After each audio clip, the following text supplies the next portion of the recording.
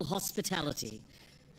The first, enjoying one of the finest seafood meals I have ever eaten at Waterfront Restaurant.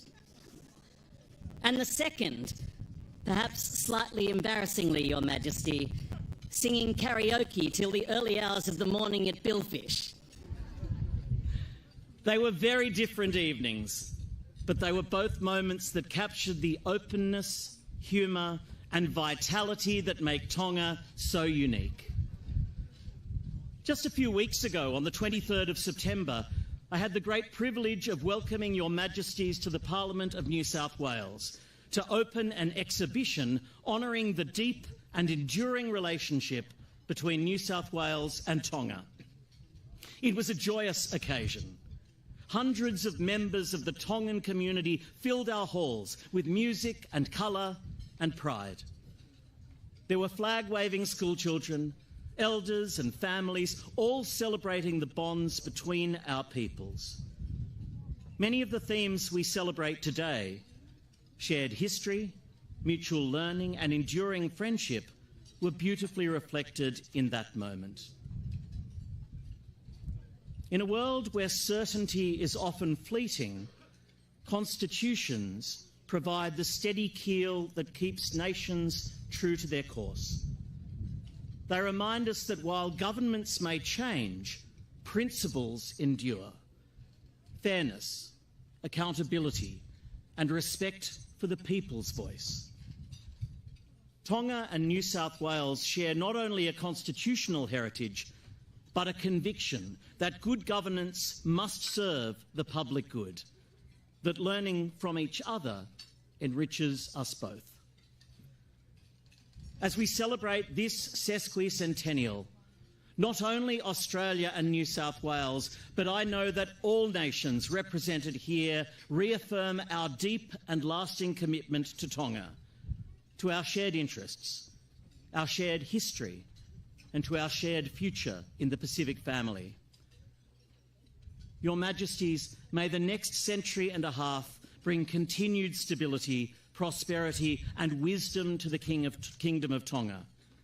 May the friendship between our peoples remain as steadfast as the Constitution we honour today, and may God bless the Kingdom of Tonga and watch kindly over the generations yet to come.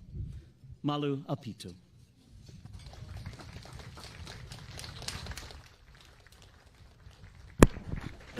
Koe uraki leaia. Thank you very much, Honourable Benjamin Cameron of Franklin. Kia oko koreke tau hoko atuai pe. E polkalama ki he tausi whakalangi langi o aho. E ko whakawhi e tama pinisi kalauni. Inisi tupoto aurkalala.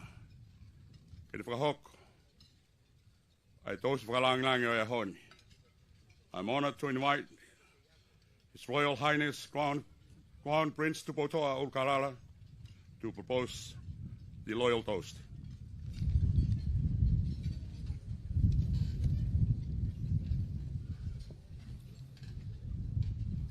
Tapumoe o toma whawhi, tapumoe tamatui, tamu ono. Tapumoe komana senyare o Papua New Guinea, se pop, tatai. Tapumoe komana senyare o Nusila, Right Honourable Dame Cindy Kiro.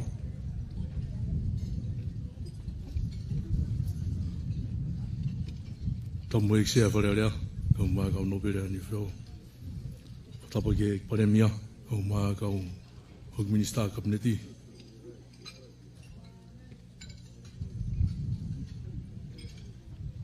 Tapumoe ke kau memi pai kau ngā whakati diplomatika.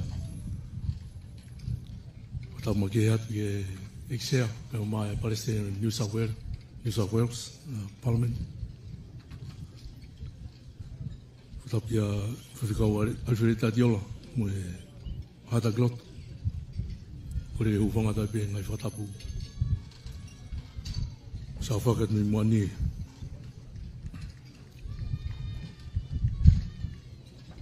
Ia whio ku tung mai pe whiwhia. Ko tau mua e mai whawhiawhia mo e whamanatu e Konisitutone. Ke tu whaholo atu ke whanau mo e kao e whanuan. Wange pe ko whulawhula mai ke mao pe fuke ni hene na nau hene tau te au e Konisitutone pe nau ke mao rei pe ngai hiwa. Pe whakamu mo e unga e ngai whawhiwhia a honi.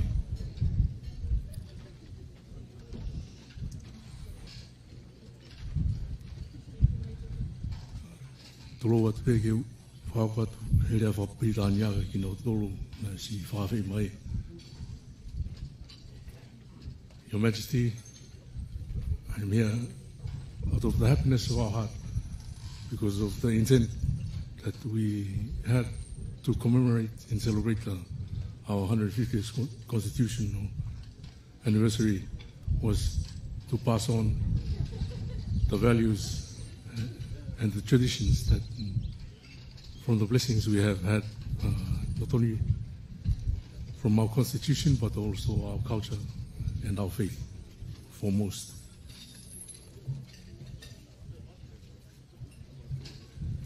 In the spirit, I will please ask that you charge your glasses.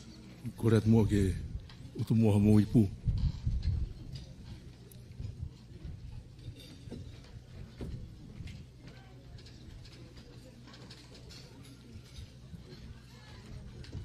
I would now like to propose a toast to His Majesty, Nyafio.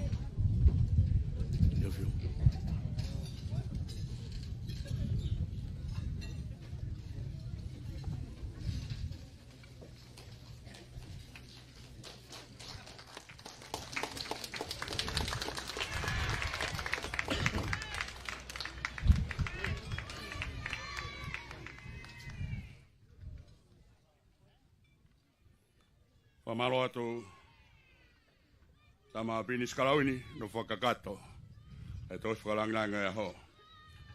Rorotonga e taki mai e whaiwa ai milolua pe mei kolowai o kore atu ke kawai whai maa opa ke ai me bea ke whai whai seta i whotutua ke whaiwa koe ni kioa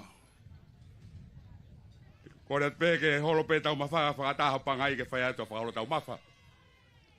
Pe ngai whaiwa tupu ai ne whonua ko awa o mai ke Katoanga e honi. Pe tafi malaya e ka inga o tama ko pinisi a taa mi kolowai. Te moi milo lua.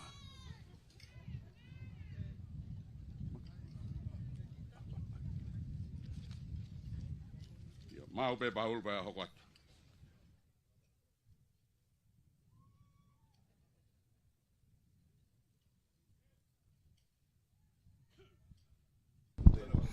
Aia koe vela moi mawhana ko toko mai raki whaiva whakame i te koe whaiva whawhanua o ko talai me he lausi i ai milolua moi whakamui whanua koe taanga e ko teu teu te ki whaiva pe a tāpe ngali pe mhono taimi koe aho e fia moi aho e mamawa koe aho o ko tala ki tua e Tonga, koe honga ia, koe uhi koe ofa au fua tō mo li oa, o fuaki e tau ataina koe matai koloa, koe Konisitutone o Tonga mo hono mape, folau, whanonga ia mai ai waha ope. O ina se ai a Tonga i Tongani, pe fuaki mo tau kainga Tonga me muli, ko Tonga, koe lau kauanga, koe milolua, pe hange koe ia ko o atu i e tau polo kalama. Koe whakahau e whakapapa. Koe milolua e pe mohono teunga whaiva. Iai pe mohono tokonaki. Kono whaiva mono taanga. Me kainga o ata. Me i kolowai. Koe kainga ia o e lausi i.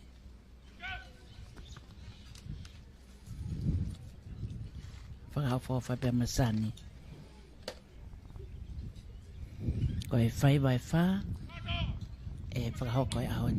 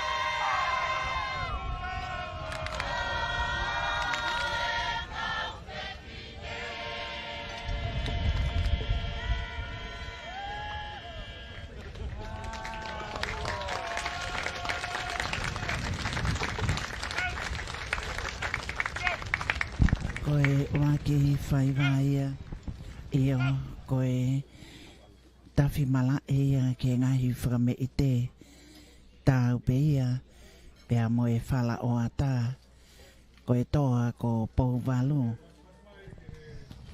Whaiwa, e kahinga o Pinisiata, me meri kolowai me mo e milo loa. Alo whakata whatongia. Ioa koe, whamei te hono hoko. Koe kahinga e me whukakonua. Naki mai e tokon paremia. E mo e kahinga. O kataki ewa taki tahataha peki. Ke watonu mai mo spika. Koe otu luaki whamormore watatau peki nga spika whareo lahi.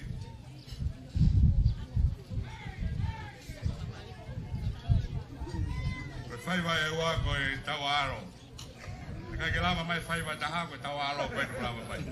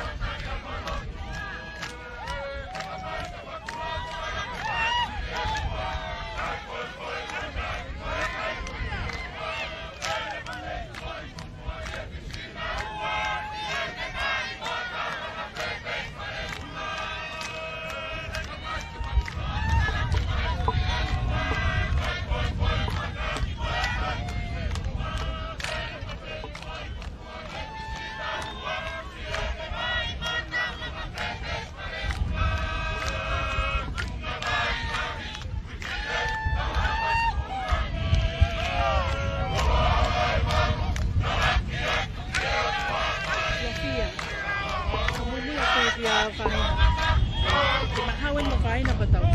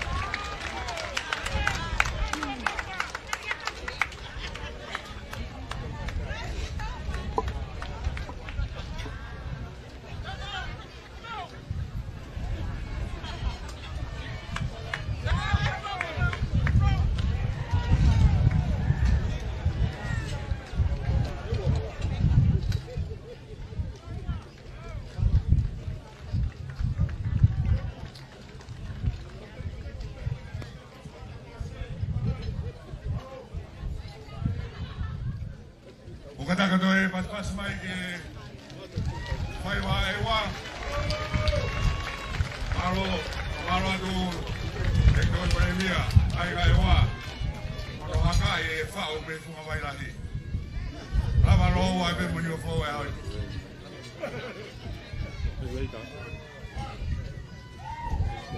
yo oro pe tau ma fa ga e ho ko tu pe fai wa ni pe me ai nga tonga le ka mi hapai ko lofia ko ana to ki ya ko ako pe ke resibo na o me ama ko no mai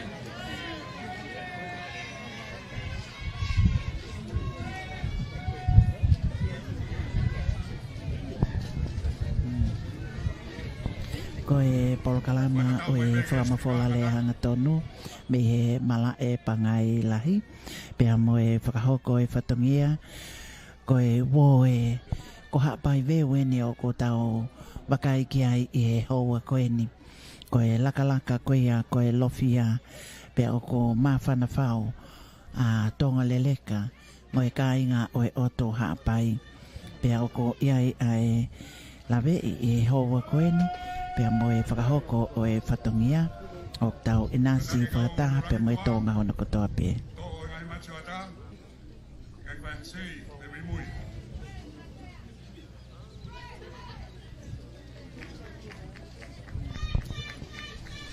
Ai koe wahenga ki he lakalaka koe lofia ko Eki Whahena Filipe o ko kau i he mui ato ki he tahine wahenga ko whaiwhikau Tongatapu te a whanuakata koe moko puna ia o whiiloa ki tau kaho koe puna ke nane whaue taanga koe ia ai lofia. Koe aho e fia koe aho e mawawa pea ko iai ai lawei vea tonga leleka kei tōtai ai pe moe tala koe wakaia ki he tauhio e whatongia lata lupe. Ia o ko mawhana whao kai koe ea ka koe lau mali o e fia pea moe ofa whanua. Koe maalali o te au ni manoa tao. Taine ko Whahina pai Filipe. Ne mea mai koe wahenga ia i he lakalaka koe lofia.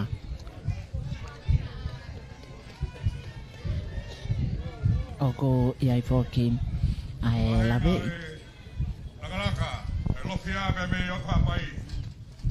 O whahina e pai.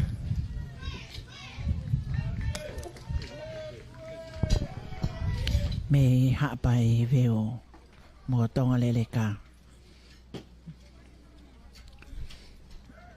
Ko e ko wana o e vai whanoa hapai kai pe whoki ki he wakai hoa koeni pea mo pouanga mo e angi o whakahoko.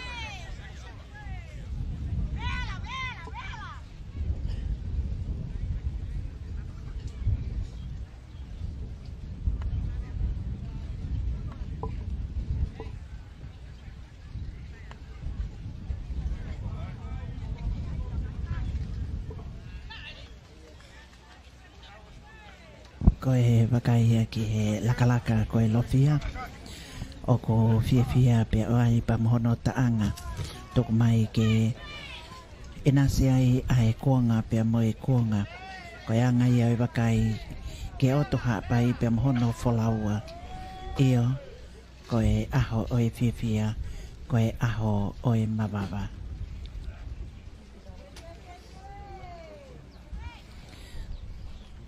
Kai ngā toita o mawhua ki ai taine ko princesi salo te mawhleo pilo levo toita.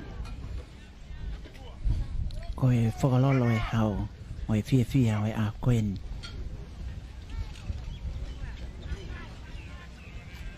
Iai ai wakai he hoa koe ni pea mo e whatongia o whakahoko.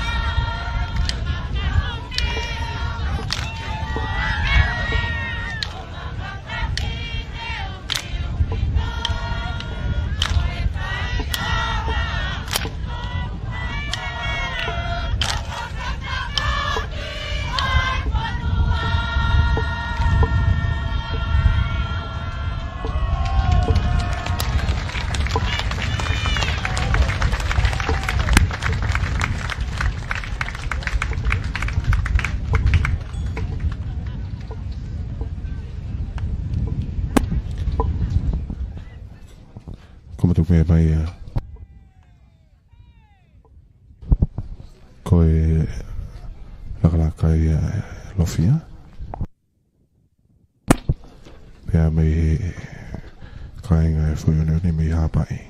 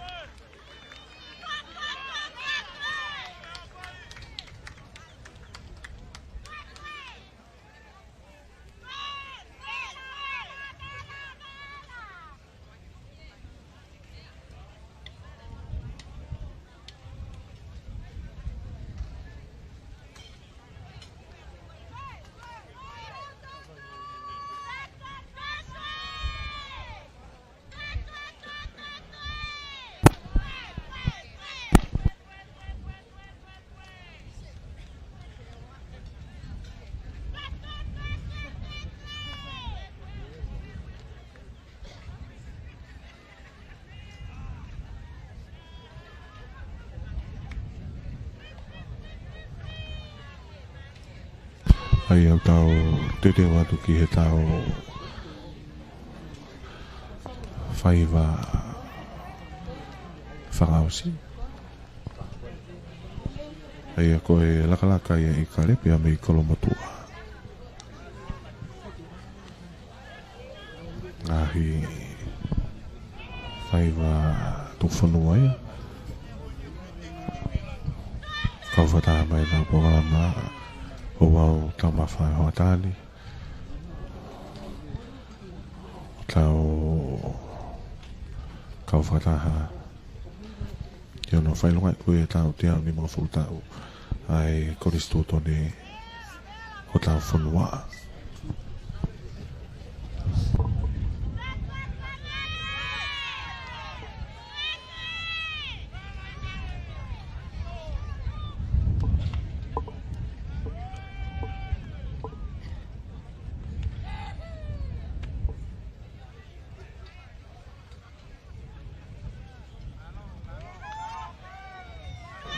Io whakado ai pe ambo e whake ato e ngahi whaapai ke te kitau koe e kau whaafe ko taha e ngahi i mea ofa e whoki e tamatu i ki topo ono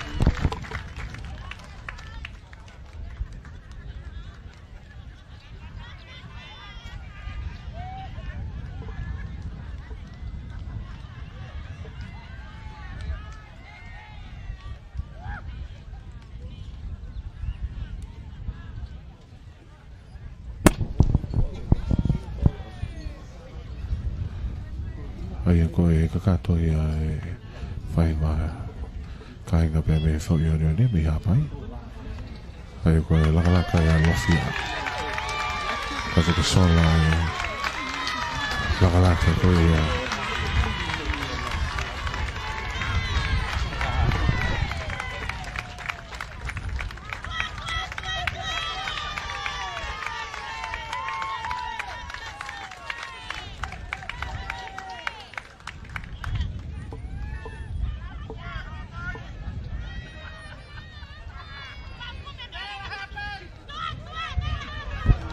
Tio kolo aina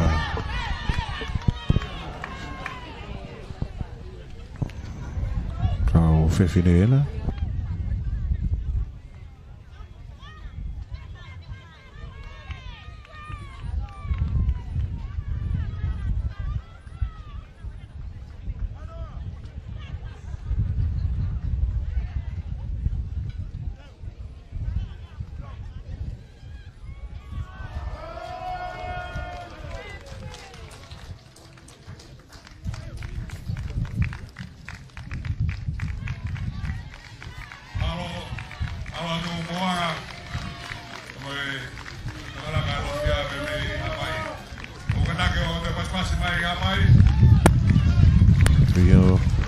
Laka kaya kaya pia me he foi no ni be hapai. Toi be tau fai vai taha. Ko e laka kaya I kare pia me kolomotua.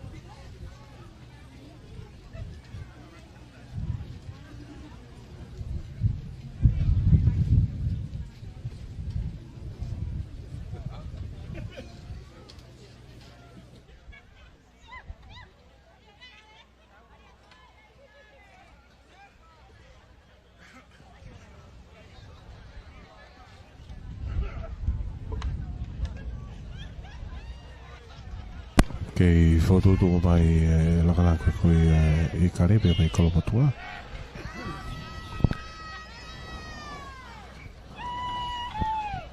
Whawhawa pita e te unga ta tola kau whaiva.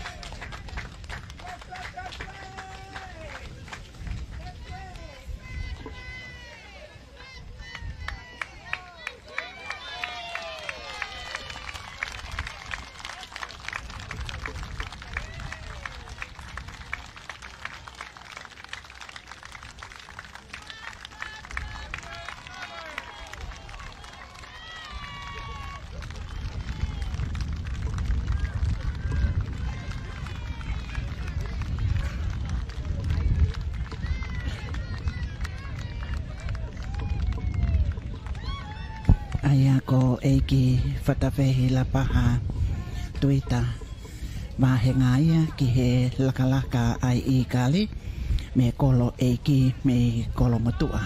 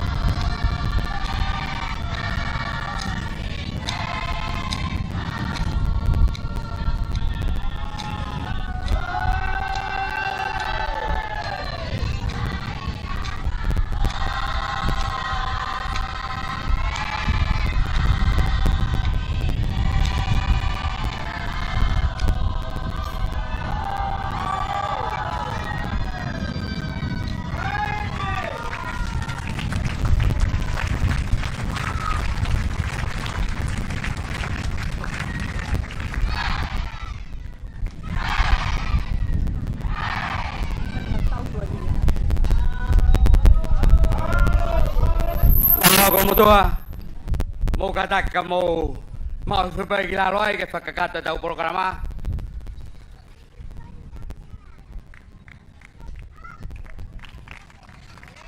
mo kataka tu pas mai pa mai laka kare pa mai ko motoa va hanga ki fata fe ola paha tuita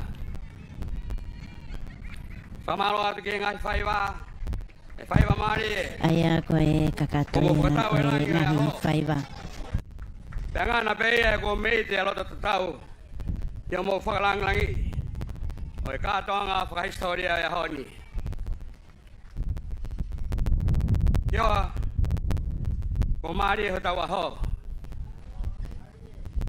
Neo ngoe ke ilahi fia ai kakai ke fai longa e maka mai le honi ka kokore ai tai mi ko hi ka ngai fatongi au toe. On that note, I now invite the Deputy Prime Minister of Tonga, Honourable Taniela Riko here for Fusimalohi to deliver the vote of thanks.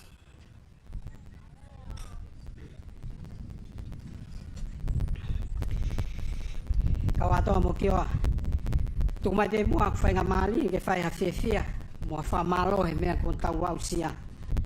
Tu ke hufanga tu he tala kakato ho pangai. Pe tu be mua ke usani mo wiki. Ai whakatoka whanua nai whai e uraki wha. King se astu po uraki. Hiri ai na kawhataha mo poka tau he tau o velata. Nai mafoa ai ata o e tonga fo'o. O veteki ai he uraki wha ai tonga o hono aho. Kane whaki ai tau ataina. Pea o mai ai lao ke pule he nofo. Nane tuku a Tonga I po ono ki he otua. Ke ne malu I mei olunga o tupu. Pea ne talaki ko e otua mo Tonga ko hoku tofia. Nane kumi ai pou hono fitu ko e Konisitutone ke tu loto he whare hono whonua. He ko poto o ne langa hono whale pea ko ne tā hono pou ke fitu. Nane whake ai Konisitutone he tāwalu fitu ni ma I he whale alea. He langi mama oni ke hawai a Tonga me he pule ia e he ngai whonua hau. Ka nane whakamanatu ki he whale alea. Ko e lelei ai whonua pea mohono tūki a anga o iho mou awhini mape. Pea talaki ai he kuonga hono ono ke tau whai whakapoto. Whaweta e maukoloa. Whaweta e langi mamao. Whaweta e whakatokanga. O ku kai utunga ki ai ai mea vale whonua. Ko e kere mahu e. Na ane whaki piane au mai ha o seni. Ke mau mo I me ai hono kakai. Nane o mai mo lotu mo e ako. Ke tai maari ai e ngahi tong tangata. Pea hoko koe matai koloa ato. O ku tau mo ua ai ki he kuo hiri. Ki he tofa hala tonu na e whakahoko e he uruaki wha. Tonga. Ko ho tau ngā wha. Ke tau ngā ue he ahoni. Ke mo ua mai ki ai kahau. Ke whakatonu ho tau hala whanonga. Ki he tuku fua na e whakatoka e he uruaki wha. Ke ilo koe Tonga koe ke oua na ngalo. Ai whakaapa. Mamahi I mea. Lototo mo e tau hiwaha. Tene o mai a nonga. Mo e malu ki he tau nofo. Whakamore ka pau kua mou maufou a halake me he tofa hala mo e whakatoka whonua na whai e he uruaki wha. Ka o kou whakatoka ngatu ki oa mo kau atoa. Ko eku mea whana whonua mo eku one. O ku kei toe pe mo tuku he mato I he funga whonua. Te ria na toi ai havelata e moke mai. Ka toi ai havelata pia ke kamo mai. Kau toi whakamahafu o ta utu hopangai te ria ka hau e whonua. Whakamore ka pau ku iai hato whatongia ku I kai tau he whakahoko e Katoanga mahu I ngani. Ko e ngata anga pēni a ho tūnga mātua he kapineti kai uma e tama pilinesko tupoutoa o lukalala. Ko e ngata anga pēni a ho o ngāu e whakapure anga he ko mau whatongia pe ke whai talu mei mua. Ko e fua o e whatongia o e pure anga ki he hau o Tonga pia mohono kakai. O ku mau whakatau ange ke kei moni tonu ai pe ai pure a ho afio. Pea mo whakatonu ki ai a e mau fua whatongia. Mau haka he langi kua tau ho o moha e lea ai kātoa ngani pea mo langa i ai a e mau amanaki. Whakamalo atu kainga tonga kotoa pe o Tongatapu me he ngahi otu motu pea mo muri kua mou lava mai ke tau kātoa ngai ai historia o Tonga na e whakawae e he uluaki whaa. Ke kei o atu e he otua ai kenesi mo e tāpuaki o ku whaatolonga. I have the honor and privilege to thank your majesties for gracing the occasions to celebrate our 150th year of the Constitution. Memories to be treasured, and may God continue to bless the House of Tupou. From our hearts, we appreciate with gratitude the attendance of the Governor-General of New Zealand, Dame Cindy Kiro, and your delegation, reinforcing the ties between the two countries that value friendship and prosperity. A long-time friend of Tonga is Papua New Guinea, with a relationship that goes back to more than a century. Thank you, Governor-General Sebob Tatai, for valuing the brotherhood that has shaped our relationship. High Chief Lealai Salanoa, the special envoy for the Governor of American Samoa, your presence here indicates to us our Polynesian heritage and exchanges that go back centuries. And tui na iau, tui lau rātu te vitamara, the Fiji-Tonga relationship is always a treasure that gives both countries the sense of brotherhood and pride. To our special friend, the Honourable Ben Franklin, the President of the Legislative Council, and Honourable Greg Piper, the Speaker of the House in New South Wales, your Constitution had been the inspiration to ours, and this link will forever be written into our history. For all of us who are represented here, we are all witnesses to Tonga's history, to the bravery and determination by King George Tupou I to create modern Tonga and bring about a pathway to economic prosperity and social stability through our Constitution that has lasted 150 years. We owe him gratitude for the past that has shaped the present. It is our duty to do good so that we can create a better future for Tonga. May God bless you all and offer.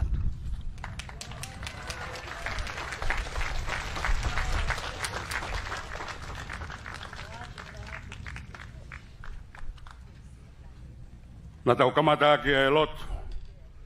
E ko kore ke tau whakaosea ke lot. Once again, I call on the Acting President and Secretary General of the Free Wesleyan Church of Tonga, Reverend Alifeletia Tiola, to offer the benediction.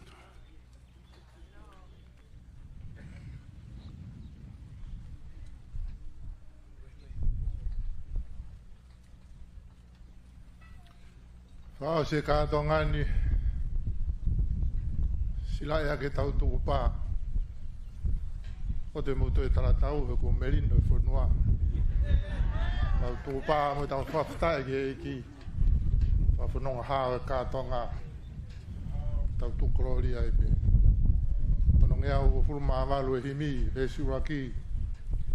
Sisu he eikio e mau mo ui. A whio mai ka mau whai tuku pā. Te mau taukawe ho tūtū ni. Mau mate aki pe ki ho hoa wha. E si hoa mo kres o mi haiwi ke toko ni mai. Te mau hikuna e tau heri. Tā ruafi he tau ka whai. Thank you.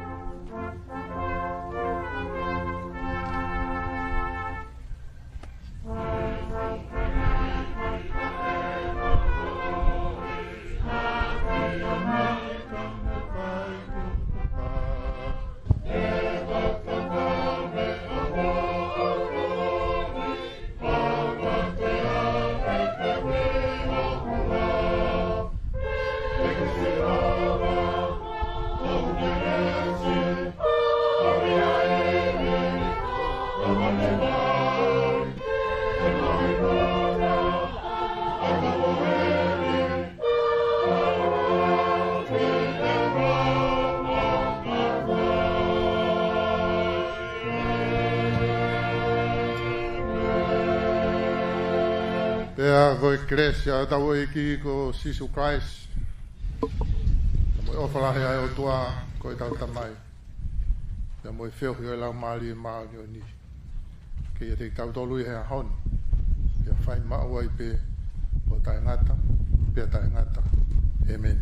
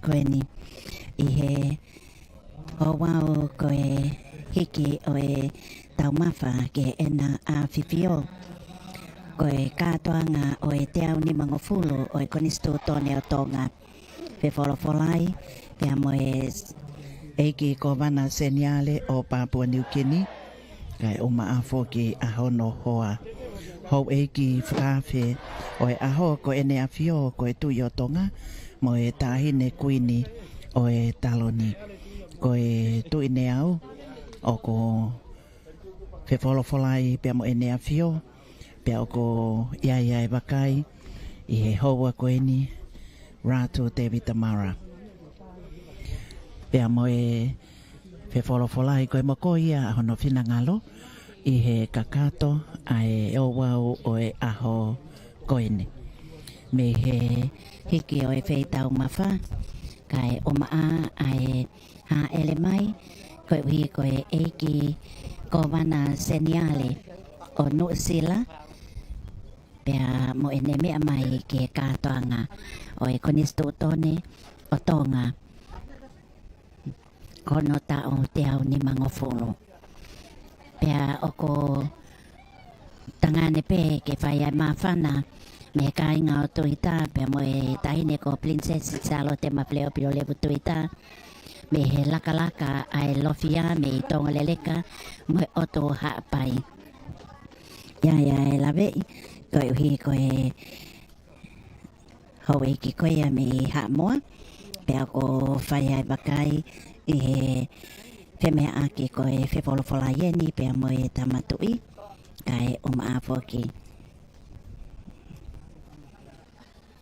ai tahine koini ke mea pe whaiwa koeni na me whakakato ai ngahi whakame ite me whaiwa tu whanua o ko ia wakai nau ke tauhi mai pe molu malu me e mala e pangai ko e tekelangi ia mo e whakahiki me kainga o kolomotua me kolo eiki ai aku nau ke I e loto mala e pangai lahi o ko iai whakai lawe I ke nau taur koeni ai hau eiki whakawhi pia mo e nau ke mea pe ko e whai ai whakamalo ko e tahine princessi pole ai tahine ko princessi salote mawleo pilolevo tuita whai ai honga ia ko I ko haamata pule kioa kai o maafo ki ai whatongia o e aho koeni ko e tahine princessi kai o maafo ki ai tahine kuini pia mo e ha ele a ene afio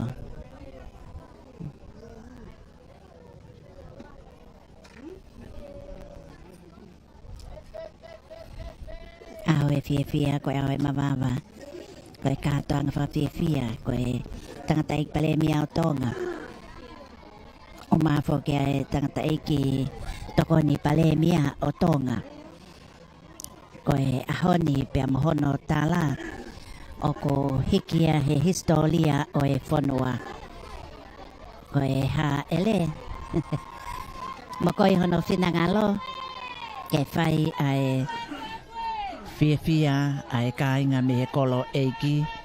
O mafo ki ai hau ik whakawhe ki nau tolu e kau sewani te sivile ai pule anga Tonga.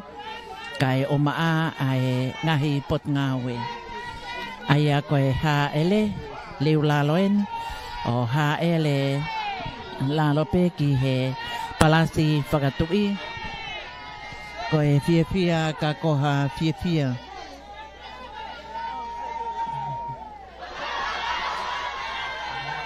Koe taimi o e fia pia mo e whakawheta i o ko pehe a hono whinangalo.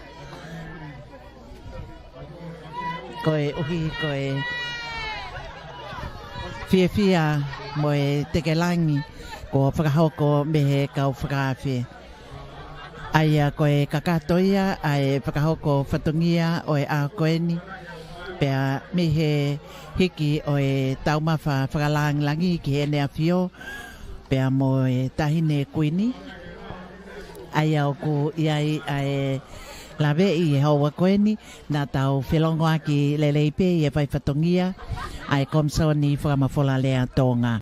O atai whakawhe, ngai meniti mei heni te tau hoko ato ai pe ki ona o ato ngai whakamatala hanga tonu. Koe hui koe whakahounga ki he laka. Whakalangi, whakahoko me whanau wako e ngai kolisi. Tatau pe kolisi ai siasi mo e kolisi ai puleanga. Koe te mau tatau atu he. Koe kufie aonga i he mate aki whanua. Koe teunga ho tau puleanga i he aho o e wā i waka. Me mala e pangai lahi. Ko hirta minoneti kai o mafo ki a Sosaya mau whapea lolohea, wawahi lama. Ko temsia ne mani. Bire ami po